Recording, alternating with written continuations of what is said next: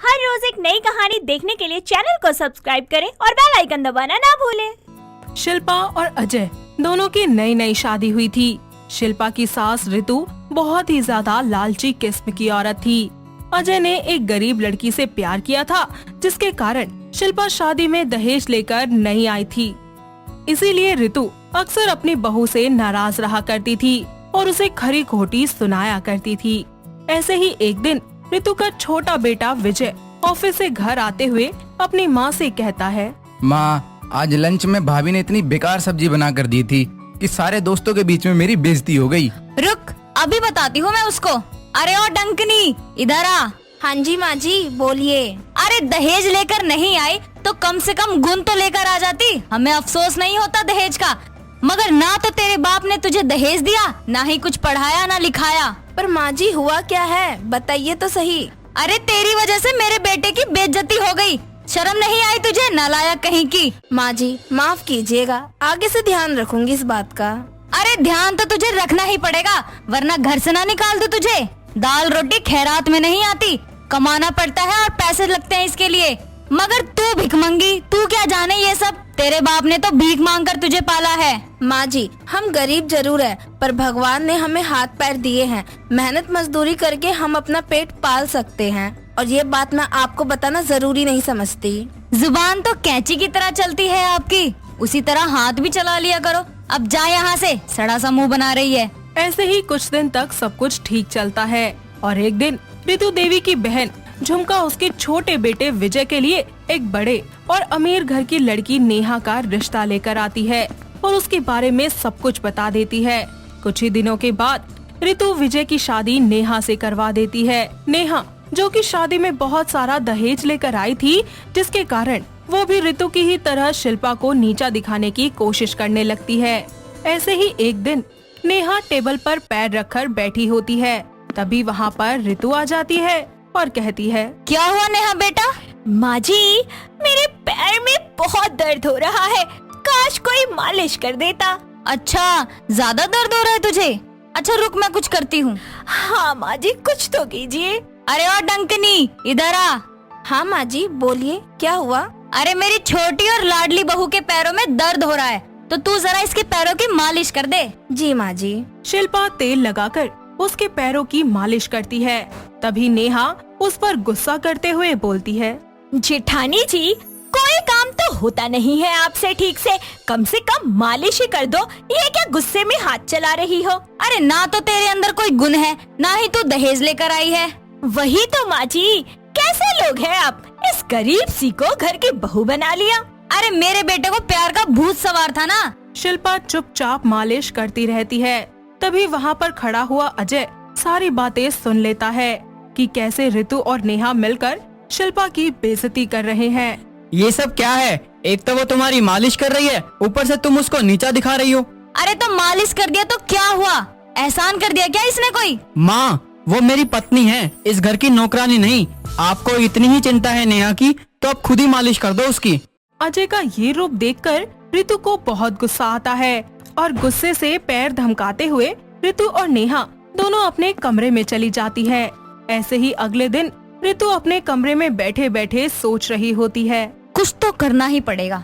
इस शिल्पा नाम की बला को इस घर से हमेशा हमेशा के लिए दूर करना ही पड़ेगा, वरना ये मेरे ही सर पे चढ़ के नाचने लगेगी। कुछ तो सोच रितु, सोच। एक रात सभी घर के लोग एक साथ बैठकर डिनर कर रहे होते हैं।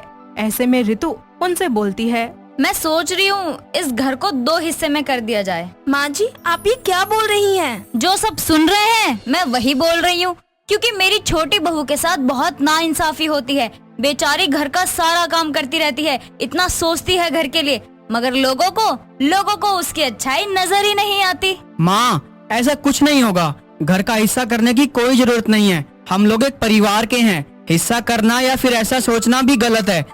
विजय, तू कुछ बोलता क्यों नहीं? मैं क्या बोलूं भाई, माँ को जो सही लगे वो उनको करने दो। माँ कभी गलत फैसला नहीं लेती। माँ ने जो कहा कुछ सोच समझ कर ही बोला होगा। हाँ, मेरे छोटे बहू बेटे ही मुझे समझते हैं, बाकी से तो कोई उम्मीद है ही नहीं। ऐसे ही कुछ दिनों के बाद रितु के घर एक वकील आता है और वो उससे कुछ बातें करता है और फिर रितु सभी घर वालों को बुलाकर बोलती है, ये पूरा घर मैंने अपने छोटे बहू बेटे के नाम कर दिया है। और अजय, तुम अपनी पत्नी के साथ इस घर में रह सकते हो, बस कोई किराया नहीं लगेगा तुम्हारा, बस रह सकते हो। जब ये घर मेरे और मेरे पति विजय के नाम है, तब मैं चाहती हूँ कि शिल्पा भाभी यहाँ पर एक नौकरानी बनकर रहे। वो मेरी मसाज भी करे और घर के सारे काम भी करे। तुम्हें मुबारक हो तुम्हारा घर। मैं और शिल्पा यहाँ से अलग रहकर भी जी सकते हैं। अजय और शिल्पा कमरे में जाकर सामान पैक करते हैं और वहाँ से चले जाते हैं। कुछ दिन तक तो सब कुछ बिल्कुल ठीक चलता है।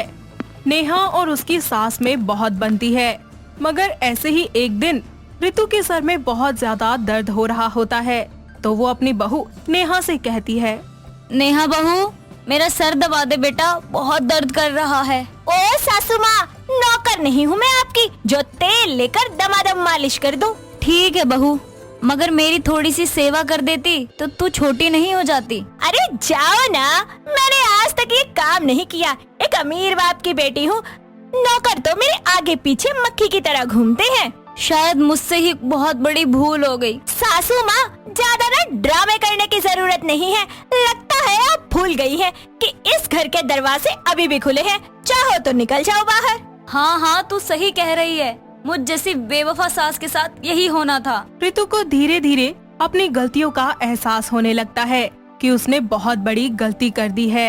ऐसे ही शाम को विजय जब ऑफिस से घर आता है तो रितु उससे कहती है, बेटा मेरी तबीयत बहुत खराब है, मुझे डॉक्टर के पास ले चल। माँ, आपका ना टाइम अब पूरा हो चुका है। पैसे वेस्ट करने से अच्छा है कुछ दिन सह लो। इतनी मेहनत से कमाता हूँ, फालतू खर्च में उड़ाने के लिए नहीं। हाँ, तू सही बोला बेटा। ऐसे ही दिन दिन करते हुए रितु की तबीयत और ज्यादा खराब हो जाती है, पर कोई भी उसका ख्याल नहीं रखता और वो दुखी होकर बड़ी ही मुश्किल से शिल्पा को फोन करती है और उसे अपनी हालत के बारे में सब बता देती है।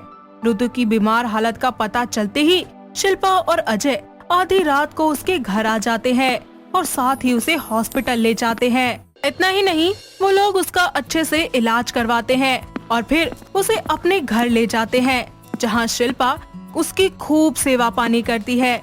ये सब देखकर रितु को बहुत शर्मिंदगी महसूस होती है, तो वो शिल्पा से कहती है, बेटा मुझे माफ कर दे, मैं सच में तेरी बेवफा सास हूँ। मैंने तेरे साथ इतना गलत किया, लालच में अंधी हो गई थी और सच और गलत का पहचान करना ही भूल गई थी। माँ जी, माफी मत मांगे, मुझे आपसे कोई शिकायत नहीं है।